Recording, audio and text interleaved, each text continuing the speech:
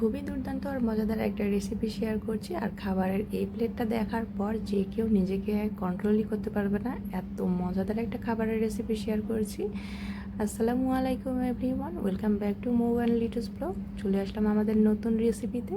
আর আমাদের আজকের রেসিপি শুরুতেই বুঝতে পেরেছি, আমাদের আজকের রেসিপি হলো হাঁসের মাংস দিয়ে ছিটা রুটি।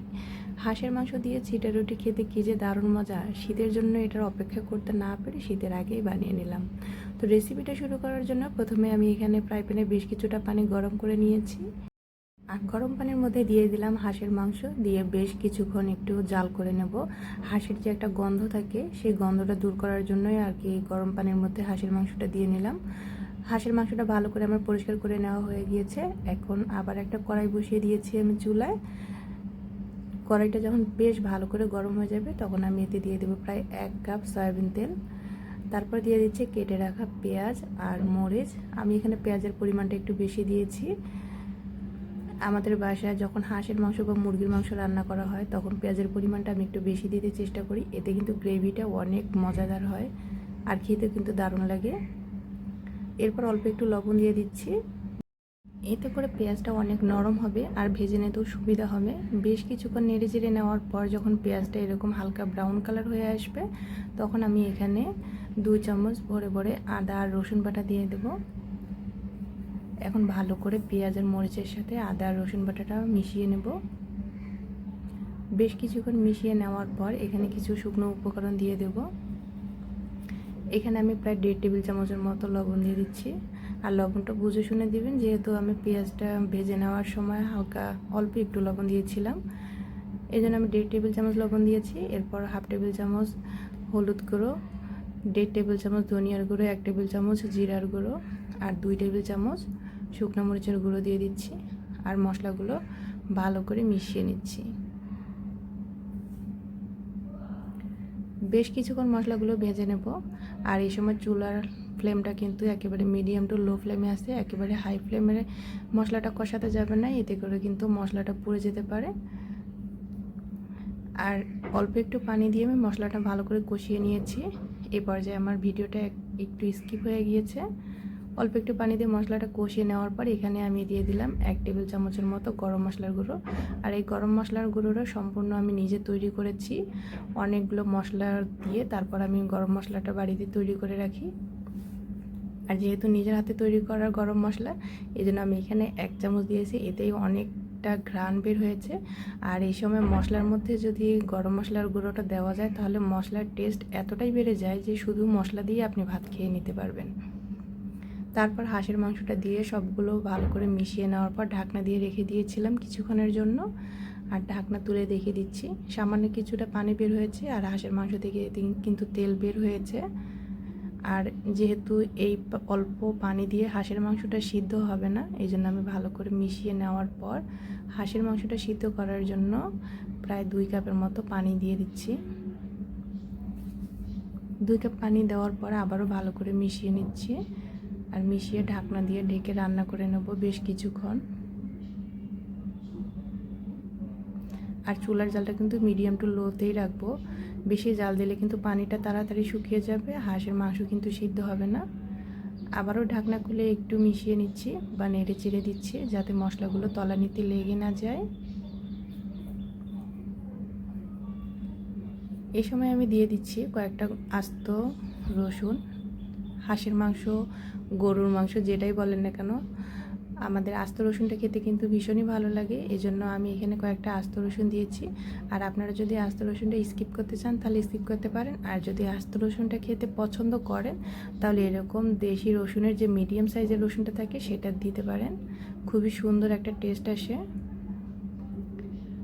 দিয়ে ভালো করে মিশিয়ে বেশ কিছুক্ষণ রান্না করে নিলাম। পানিটা শুকিয়ে এসেছে। আর এই পর্যায়ে দেখেন মাংসটা আমি কষিয়ে নিচ্ছি, আর কত সুন্দর একটা কালার এসেছে আর অনেক লোভনীয় লাগছে, তাই না? রান্নাটা আমার এই পর্যায়ে একেবারে কমপ্লিট হয়ে গিয়েছে। এখন আমি চুলার জালটা বন্ধ করে দিচ্ছি। এদিকে আমি অন্য একটা বোলের মধ্যে ছিটা রুটি তৈরি করার জন্য যে ব্যাটারটা তৈরি করব, তার জন্য এখানে আমি প্রায় 4 কাপের মতো শুকনা চালের গুঁড়োটা নিয়েছি। আর 1 কাপ দিয়ে দিচ্ছি ময়দা। ময়দা দেওয়ার কারণে কিন্তু এই যে আটার ব্যাটারটা আছে সেটা অনেকটা সফট হবে, রুটিগুলো ভেঙে যাবে না। এখন দিয়ে দিচ্ছি স্বাদ মতো লবণ আর একটা হ্যান্ড উইক্সের সাহায্যে ভালো করে মিশিয়ে নিচ্ছি। ভালো করে মেশানো হয়ে গেলে এখানে আমি উষ্ণ গরম পানি দিয়ে আটার যে ব্যাটারটা সেটা তৈরি করে নেব। আর এখানে আমি একেবারে অনেকগুলো পানি বা বেশি করে পানি দেব না, অল্প অল্প করে পানি দিয়ে কিন্তু আটার ব্যাটারটা তৈরি করে নেব। আমি বারবার অল্প অল্প করে পানি দিচ্ছি আর আটার ব্যাটারটাকে সুন্দর করে মেখে নিচ্ছি। এতে করে আটাটা অনেকটা মসৃণ হবে, ব্যাটারটা অনেকটা মসৃণ হবে। আটার ব্যাটারটা আমার তৈরি করা হয়ে গিয়েছে।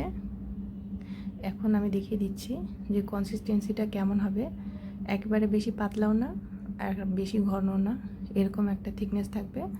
এখন অন্য একটা বোলের মধ্যে আমি বেশ কিছুটা ব্যাটার তুলে নিচ্ছি। এই ব্যাটারের মধ্যে আমি সামান্য একটু ফুড কালার ব্যবহার করব।